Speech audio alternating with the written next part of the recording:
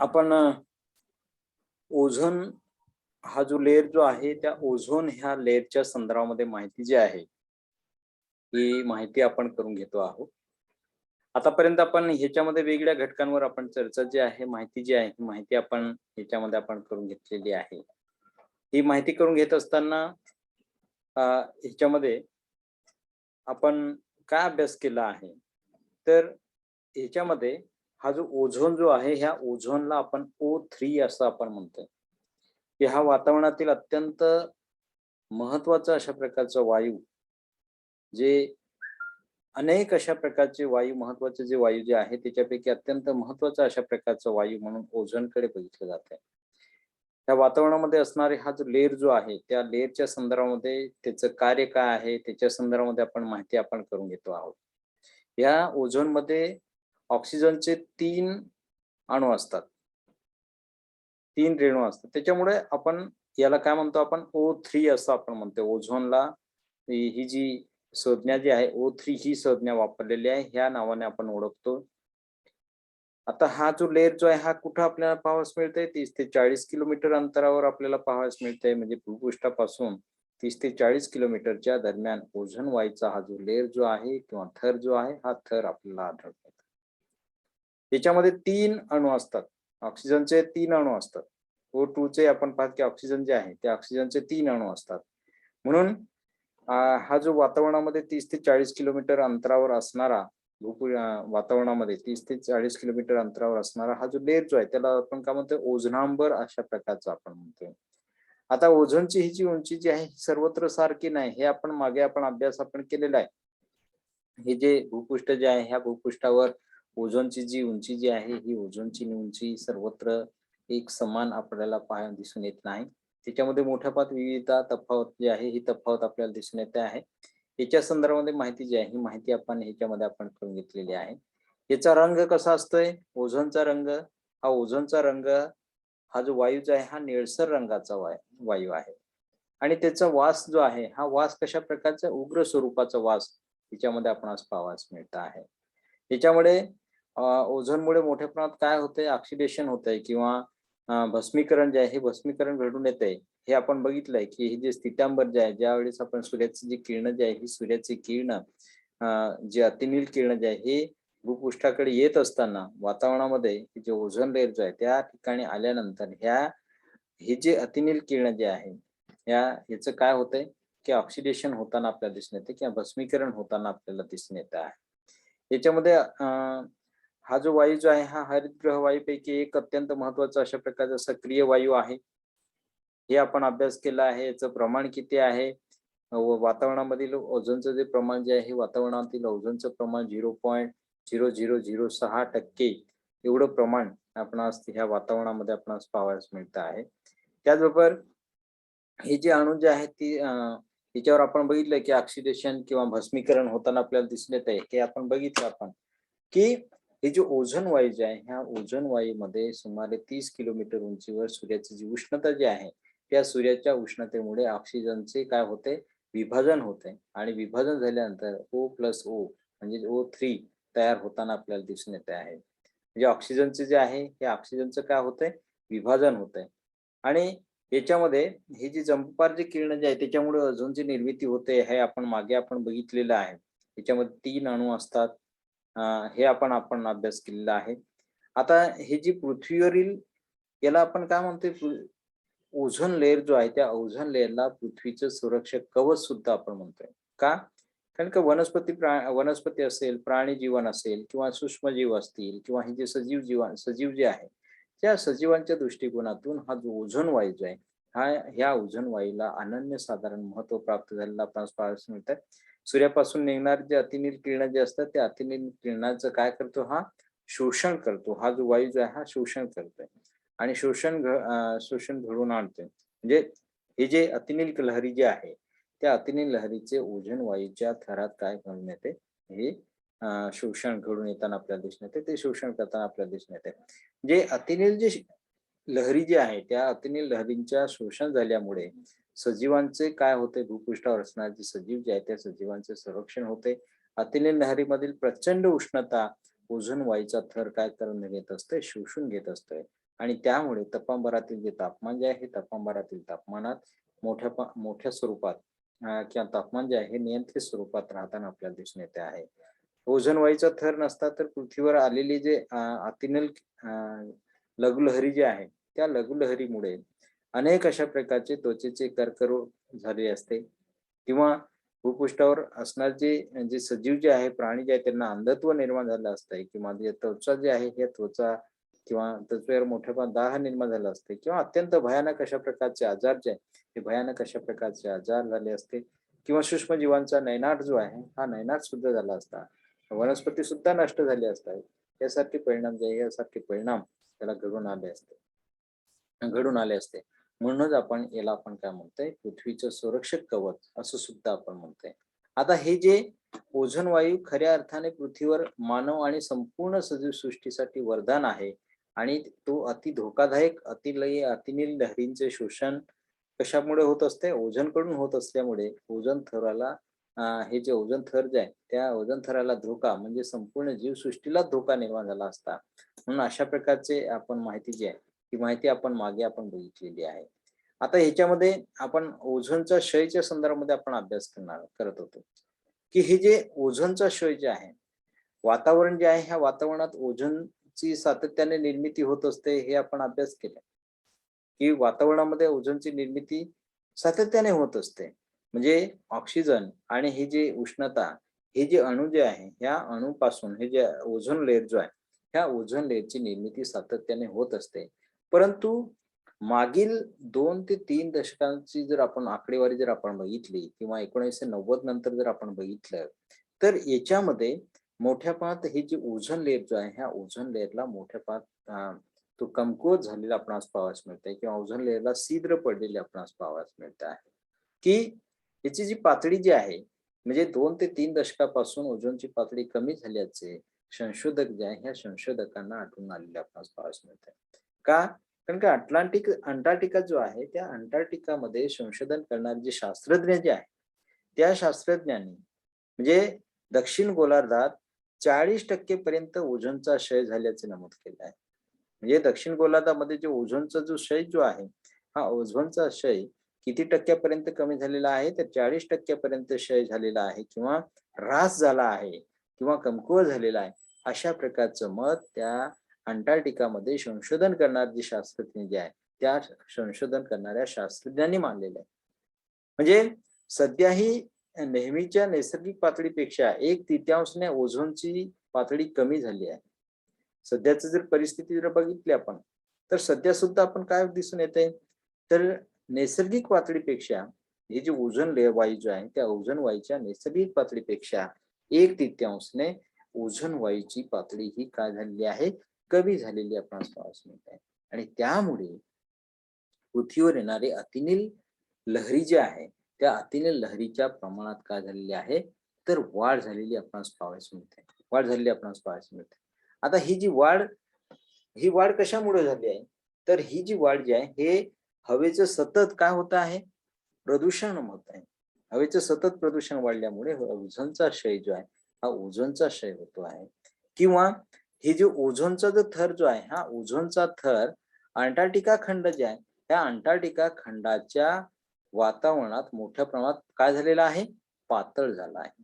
म्हणजे अंटार्क्टिका खंड जे आहे त्या अंटार्क्टिका खंडाच्या हे जे वातावरण जे आहे त्या ठिकाणचं वातावरण जे आहे त्या वातावरणामध्ये मोठ्या प्रमाणात हा जो लेअर जो आहे हा जो थर जो आहे हा पातळ झालेला असून सूर्यापासून निघणाऱ्या जे अतिनील किरण आहे किंवा प्रखर अशा प्रकारची उष्णता जी आहे या प्रखर अशा प्रकारच्या उष्णता देणारे जे अतिनील लहरी जे आहे त्या लहरी भूपृष्ठावर येण्याचं प्रमाण जे आहे हे भूपृष्ठावर येण्याचं प्रमाण वाढलेलं आहे.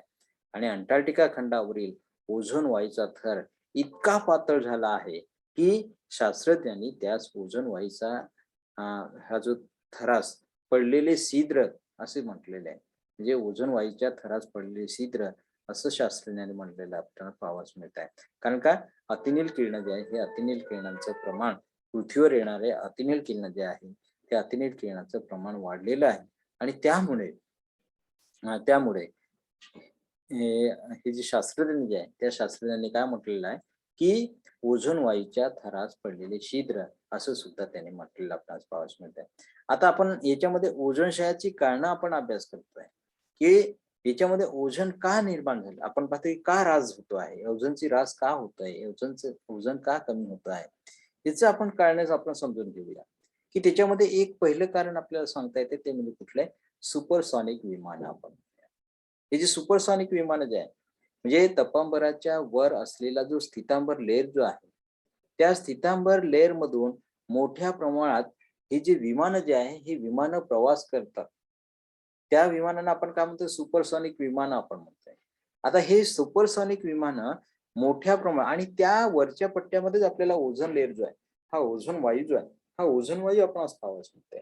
म्हणजे ह्या स्थितांबर सारखा थर जो आहे, भूपृष्ठापासून उंचावर असणारा जो स्थितांबर सारखा लेयर जो आहे, त्या स्थितांबर सारख्या लेयर मधून मोठ्या प्रमाणात हे जे सुपरसॉनिक विमानं जे आहे, हे सुपरसॉनिक विमानं धावत असतात, वाहत असतात किंवा प्रवास करत असतात. आणि त्या सुपरसॉनिक विमानामधून मोठ्या प्रमाणात बाहेर पडणारा जो धूर जो आहे, त्या धुरालाच आपण काय म्हणतोय? नायट्रोजन ऑक्साईड आपण म्हणतोय. हे जे नायट्रोजन ऑक्साईड जे आहे, हे नायट्रोजन ऑक्साईड मोठ्या प्रमाणात ही जी विमानं जे आहे, ही विमानं सोडत असतात. आणि ह्या नायट्रोजन ऑक्साईड म्हणजे NO2 ची ओझोन बरोबर काय होते? रासायनिक क्रिया घडून येत असते. ओझोन बरोबर रासायनिक क्रिया घडून येत असते आणि त्यामुळे ओझोनचा ऱ्हास जो आहे किंवा ओझोनचा क्षय जो आहे, हा ओझोनचा क्षय होताना आपल्याला दिसून येते. कशामुळं? तर प्रमुख कारण आपल्याला हे सांगता येते ते म्हणजे वातावरणामध्ये जे सुपरसॉनिक विमानं जे आहे, ही सुपरसॉनिक विमानं जात असल्यामुळे आणि त्या विमानामधून मोठ्या प्रमाणात धूर जो आहे, हा धूर फेकला जात असल्यामुळे आणि तो धूर म्हणजेच काय? नायट्रोजन ऑक्साईड आणि ह्या नायट्रोजन ऑक्साईड आणि हा जो ओझोन जो आहे, या दोघांमध्ये काय होतंय? रिएक्शन होते. रासायनिक प्रक्रिया घडून येत असते आणि रासायनिक प्रक्रिया घडून येत असताना नायट्रोजन ऑक्साईड त्या ठिकाणी असणार जो ओझोन जो आहे, O3 जो आहे, त्या O3 चा नाश करताना आपल्याला दिसून येते आणि त्यामुळे ओझोनचा क्षय जो आहे, हा ओझोनचा क्षय होताना किंवा त्या ठिकाणची पातळी जी ओझोनची जी पातळी जी आहे, ही पातळी कमी जास्त होताना आपल्याला दिसून येते आहे. कमी जास्त होताना आपल्याला दिसून येते आहे. त्याचबरोबर आपण अभ्यास करतोय ते म्हणजे कुठल्या ओझोन क्षयाची कारणं आहे किंवा ओझोन ऱ्हासाची कारणं जी आहे, या ऱ्हासाची कारणं आपण अभ्यास करतोय. की ह्याच्यामध्ये एक पहिलं कारण आपलं दुसरं कारण एक सांगता येतंय, ते म्हणजे कुठलं आहे? रासायनिक खते. आता हा रासायनिक खते हे अत्यंत महत्त्वाच्या अशा प्रकारचा घटक आपल्याला दिसून पाहायला मिळतोय, की दिवसेंदिवस आपण बघतोय, की शेतकरी जे आहे, शेतकरी दिवसेंदिवस आपण बघतोय, की शेतकऱ्यांचा जर आपण विचार जर आपण केला किंवा दिवसेंदिवस आपल्याला हे सांगता येते, की दिवसेंदिवस जगाची जी लोकसंख्या जी आहे, ही जगाची लोकसंख्या भरमसाठ वाढताना आपल्याला दिसून येते. आणि भरमसाठ लोकसंख्या वाढल्यामुळे ह्या लोकांचा अन्न, वस्त्र, निवारा ह्या ज्या मानवाच्या मूलभूत गरजा ज्या आहेत, अन्नाची गरज पुरवण्यासाठी अन्न ही जी गरज जी आहे, ही गरज पूर्ण करण्यासाठी जास्तीत जास्त उत्पादन जे आहे शेतामधून जास्तीत जास्त उत्पादन घेण्याचा प्रयत्न त्या शेतकरी वर्ग जे आहे हा शेतकरी वर्ग करताना आपल्याला दिसून येते. कारण का पुरवठा जो आहे हा पुरवठा एवढा वाढलेला आहे. पुरवठा जास्त आपण पाहतो पुरवठा म्हणण्यापेक्षा मागणी जी आहे ही अन्नाची मागणी भरमसाठ वेगाने वाढलेली आपणास पाहावयास मिळत आहे.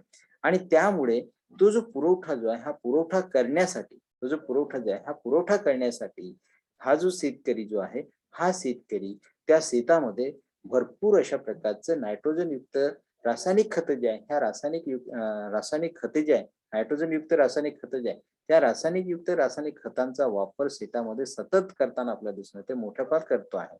आणि ह्या खतांच्या वापरामुळे त्या खतांमधून काय त्या ह्याच्यामधून नायट्रस ऑक्साईडची निर्मिती होताना आपल्याला दिसून येते. आणि हा नायट्रस ऑक्साईड जे आहे हा नायट्रस ऑक्साईड वातावरणाच्या वरच्या थरापर्यंत जातो. वरच्या थरापर्यंत जातोय आणि वरच्या थरापर्यंत गेल्यामुळे म्हणजेच काय त्या ठिकाणी असणार जो ओझोनांबर हा जो थर जो आहे त्या ओझोनांबरच्या थरापर्यंत जात असतो.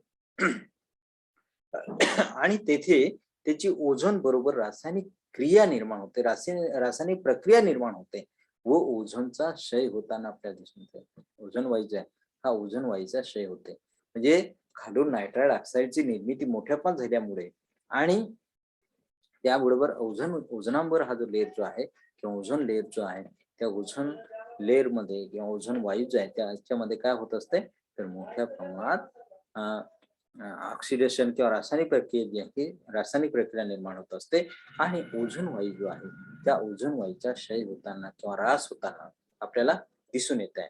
हे कारण आपल्याला ह्याच्यामध्ये आपल्याला सांगता येते.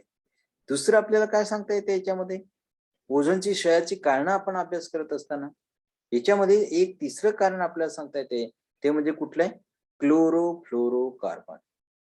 आता हे जे क्लोरोफ्लोरोकार्बन जे आहे हे क्लोरोफ्लोरोकार्बन, आता ह्यालाच आपण काय म्हणतोय, CFC, यस, CFCS अशा प्रकारचं आपण म्हणतोय. सी म्हणजे काय, क्लोरो, फ्लो, एफ म्हणजे काय, फ्लोरो, आणि सी म्हणजे काय, कार्बन. हे जे वायू जे आहे म्हणजे CFCS, एस प्रत्यय लावलेला आहे पाठीमाग.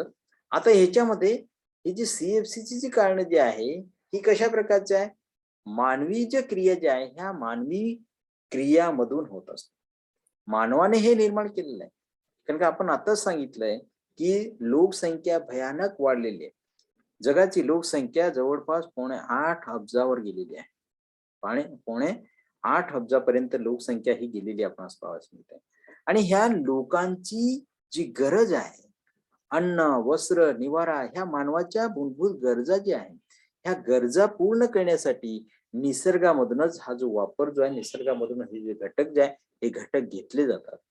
हे घटक घेतले जातात आणि त्याच्यामधूनच हे जे कारखाने जे आहे हे कारखान्यांची उभारणी झाली आणि त्या कारखान्यामधून मोठ्या प्रमाणात अन्नाचे जे उत्पादन जे आहे हे उत्पादन घेतले जाते. त्याचबरोबर इतर ज्या गरजा ज्या आहेत ह्या इतर गरजा, त्याचे कपडे असतील, त्याचा निवारा असेल किंवा त्याचे इतर ज्या गरजा ज्या आहेत ह्या गरजा पूर्ण करण्यासाठी ही कारखाने जे आहे ह्या कारखान्यामधून मोठ्या प्रमाणात काय निर्माण होतं, काय काय बाहेर पडत असतंय, हा जो वायू जे आहे हे वायू निर्माण बाहेर पडत असतात.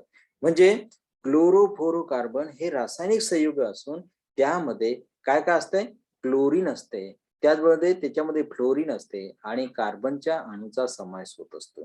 कार्बनच्या अणूचा समावेश होत असतो आणि हे जे घटक जे आहे हे घटक पाणी अथवा तेल याच्यामध्ये मिसळत नाही. म्हणजे कार्बन असेल किंवा हे जे आपण पाहतोय की हे जे क्लोरीन असेल किंवा फ्लोरीन असेल किंवा कार्बन असतील, ह्या घटकांचं हे जे घटक जे आहे हे घटक कशामध्ये मिसळत नाही, पाण्यामध्ये मिसळत नाही किंवा तेलामध्ये मिसळत नाही. जगभरातल्या रासायनिक उद्योगामधून हे जे जगभरामध्ये निर्माण झालेले अनेक असंख्य अशा प्रकारचे रासायनिक उद्योगधंदे जे आहेत या उद्योगधंद्यातून मोठ्या प्रमाणात काय निर्माण होत असते, CFC ची जी निर्मिती जी आहे किंवा क्लोरीन, फ्लोरीन आणि कार्बनची निर्मिती जी आहे ही निर्मिती मोठ्या प्रमाणात होताना आपल्याला दिसते, मोठ्या प्रमाणात होते. आणि मोठ्या प्रमाणात झाल्यामुळे ओझोन बरोबर क्लोरीनची क्रिया होऊन क्लोरीन मोनॉक्साईड, क्लोरीनची क्रिया होते आणि क्लोरीन मोनॉक्साईड जे आहे ह्या क्लोरीन मोनॉक्साईड याची निर्मिती होताना आपल्याला दिसून येते. आणि या प्रक्रियेतून काय निर्माण होते, काय होतंय, तर ह्या प्रक्रियेमधूनच ओझोनचा जो क्षय जो आहे हा क्षय होताना आपल्याला दिसून येते. किंवा आपण पाहतोय की जास्तीत जास्त औषधी फवारे जे आहे हे औषधी फवारे शेतकरी मोठ्या प्रमाणात करत असतोय किंवा एखादी वस्तू जी आहे ती वस्तू शीत करण्यासाठी शीतकरण यंत्र जे आहे ह्या शीतकरण यंत्रामधून जे जे आपण पाहतो की CFC मोठ्या प्रमाणात हे जे वातावरण जे आहे ह्या वातावरणामध्ये मोठ्या प्रमाणात सोडलं जात आहे किंवा आपल्या घरामध्ये असणार जो रेफ्रिजरेटर जे आहे त्या रेफ्रिजरेटर मधून बाहेर पडणार जे आपण पाहतो की CFC हा जो वायू जो आहे हा वायू सुद्धा कार्बन आपण पाहतो की हे जो ओझोन लेअर जो आहे हा ओझोन लेअरला काय करत असतात, तर हे मोठ्या प्रमाणात काय करत असतात, तर हानी पोहोचवत असतात. आणि म्हणून ओझोनचा जो क्षय जो आहे हा ओझोनचा क्षय होताना आपल्याला दिसून येते. म्हणजे आपण ह्याच्यामध्ये आपण बघितलंय की ओझोनचा जो क्षय जो आहे त्या ओझोन क्षयाची ही जी कारणं जी आहे ही कारणं कोणकोणती आपण आतापर्यंत बघितली, की ह्याच्यामध्ये पहिलं कारण आपण अभ्यास केलंय ते म्हणजे कुठलंय, सुपरसॉनिक विमान आपण अभ्यास केलंय. दुसरं कारण कुठलं आपण अभ्यास केलंय, रासायनिक खत जे आहे हे रासायनिक खतांचा दिवसेंदिवस जो वापर जो आहे हा दिवसेंदिवस वापर मोठ्या प्रमाणात होतो आहे आणि दिवसेंदिवस वापर मोठ्या प्रमाणात होत असल्यामुळे दिवसेंदिवस मोठ्या प्रमाणात वापर होत असल्यामुळे त्यामधून निघणारा जो नायट्रेट ऑक्साईड जे आहे हा नायट्रेट ऑक्साईड वरपर्यंत जातोय आणि तो जो आहे तो जो वायू जो आहे तो वायू ओझोन वायू जो आहे या ओझोन वायूला क्षय किंवा हानी जी आहे ही हानी पोहोचवताना आपल्याला दिसून येत आहे आणि होताना आपल्याला दिसून येत आहे. म्हणजे ही जी अशा प्रकारची प्रक्रिया जी आहे किंवा ओझोन या प्रक्रियेतून ओझोनचा क्षय होतो हे आपल्याला माहिती आहे की औषधी फवारा जे आहे, औषधी फवारा किंवा शीतकरणी यंत्र जे आहे, या शीतकरणी यंत्रामधून सुद्धा CFCचे मोठ्या प्रमाणात वातावरण जे आहे, ह्या वातावरणामध्ये ते सोडलं जाताना आपल्याला दिसून येत आहे. अशा प्रकारचं आपल्याला ही ओझोनक्षयाची कारणं जी आहे, ही ओझोनक्षयाची कारणं आपल्याला ह्याच्यामध्ये सांगता येईल. परंतु याच्यामध्ये हे जे हे जे CFC जे ओझोन वायूचे जागतिक तापमान देखील त्या काय होताना आपल्याला दिसून येते, ओझोन वायूमुळे याच्यामध्ये जे जागतिक तापमान जे आहे, ओझोन वायूच्या क्षयामुळे जागतिक तापमान जे आहे, हे जागतिक तापमान सुद्धा वाढताना आपल्याला दिसून येते. जागतिक तापमान जे आहे, हे जागतिक तापमान सुद्धा वाढताना आपल्याला दिसून येत आहे. युनोने म्हणजे IPCC जे आहे, inter governmental panel on climatic change नावाची ही जी संस्था जी आहे, जागतिक संस्था जी आहे, या संस्थेने 1988 मध्ये युनोने ओझोन वायूच्या क्षयामुळे जागतिक तापमान जे आहे, हे जागतिक तापमान वाढत आहे, ही जी भूमिका जी आहे, ही भूमिका ही मांडलेली होती. ही जी भूमिका जी आहे, ही भूमिका त्यांनी मांडलेली होती. आता या समितीमध्ये जागतिक तापमान वृद्धीचा अभ्यास केला जातो.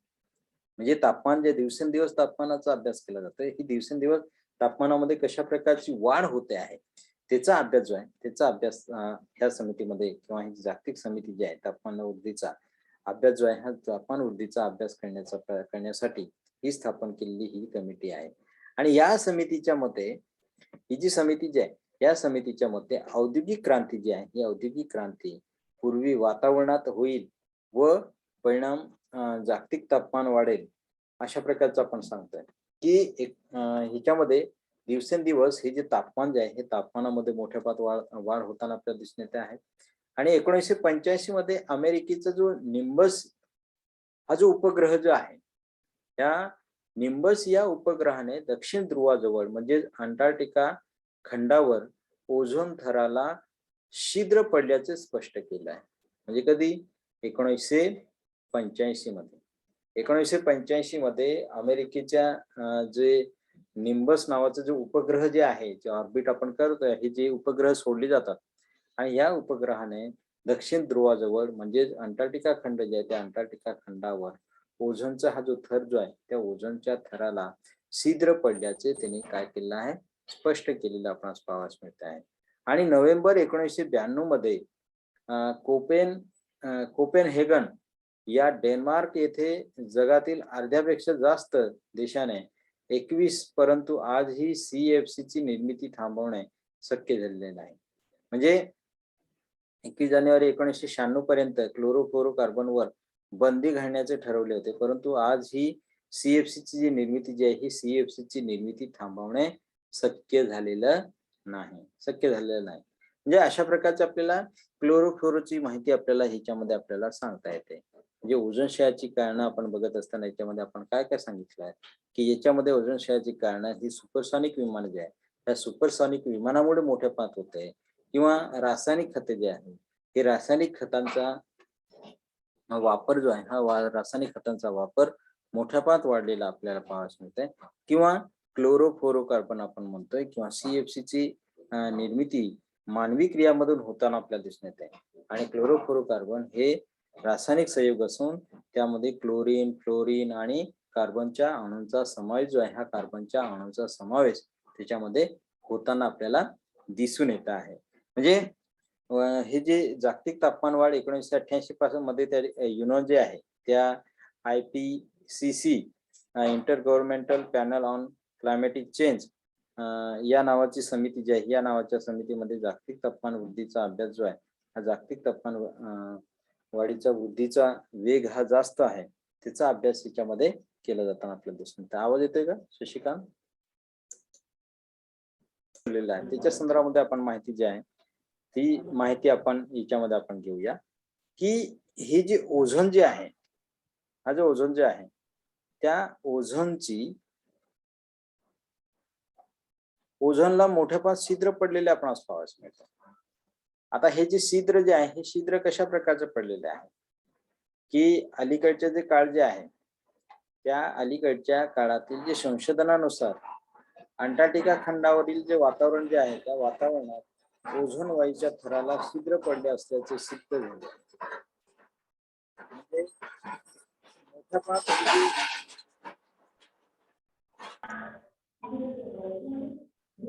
अलीकडच्या काळामध्ये आपल्याला हे म्हटलं जात आहे की ओझोन जो लेअर जो आहे, आता आपण वातावरणामध्ये ओझोन लेअर कुठं आपल्याला पाहावयास मिळतो आहे, त्याचं आपण जी स्लाइड जी आहे ती स्लाइड आपण बघितली होती. परंतु अलीकडे काय म्हटलं जात आहे की हे जे ओझोन लेअर जो आहे, हा ओझोन लेअर ला काय पडलेले छिद्र पडलेले आहे.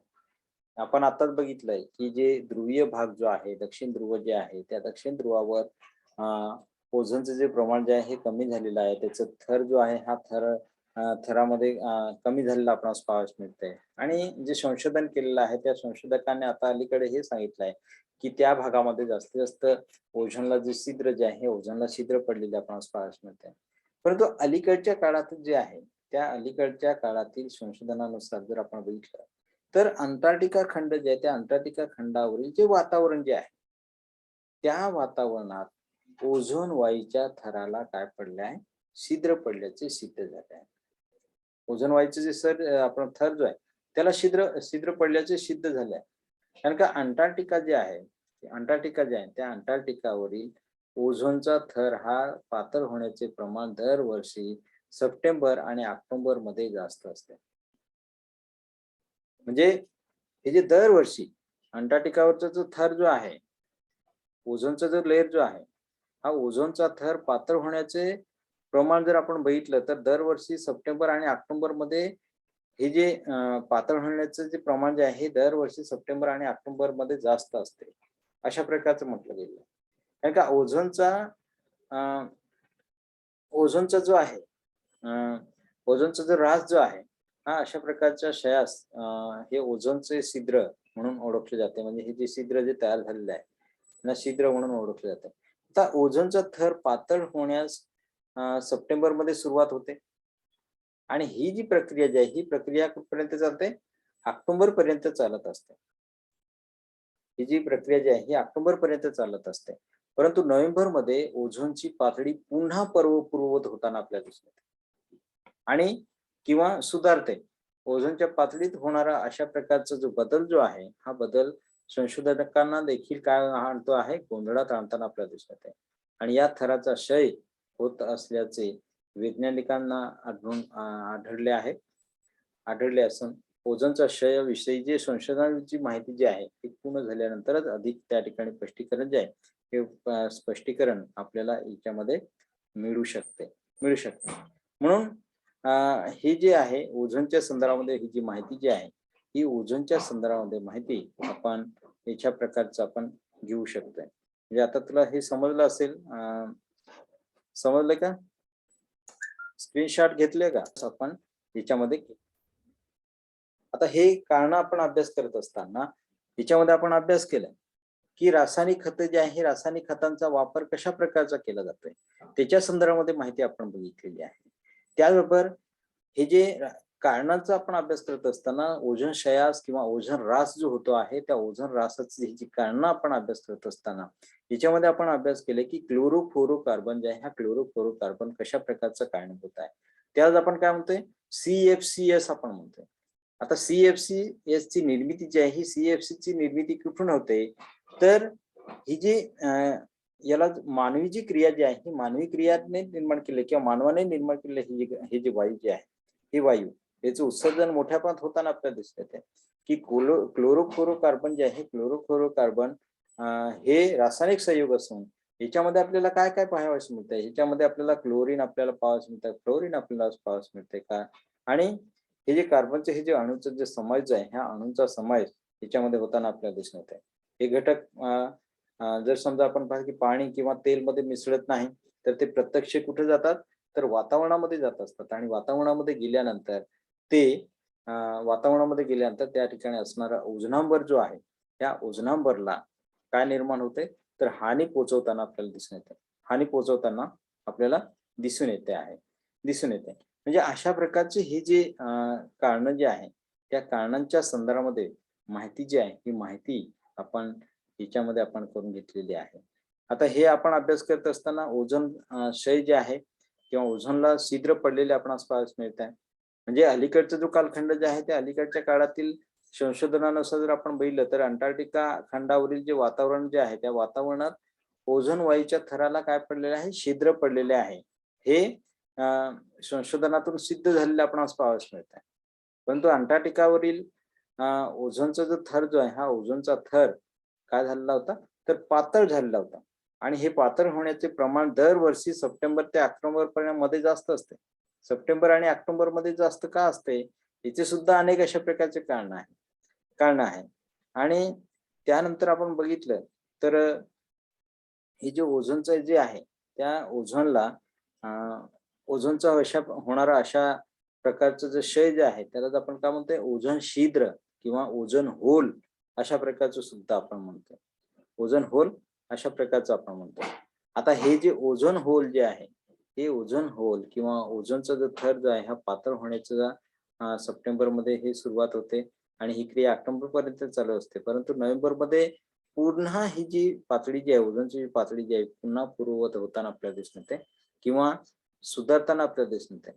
म्हणजे ओझोनच्या पातळीतील होणारा जो बदल जो आहे हा कशा प्रकारचा होतो आहे आणि ओझोनच्या क्षयाविषयीचे संशोधन जे आहे हे संशोधन जर आपण पूर्ण अजून संशोधन याच्यावर मोठ्या प्रमाणात चालू आहे ते पूर्ण झाल्यानंतरच अधिक अशा प्रकारचे स्पष्टीकरण आपण देऊ शकतोय. म्हणजे अशा प्रकारचे हे जे ओझोन विषयी माहिती जी आहे ही ओझोन विषयी माहिती आपण याच्यामध्ये करून घेतलेली आहे. समजलं का?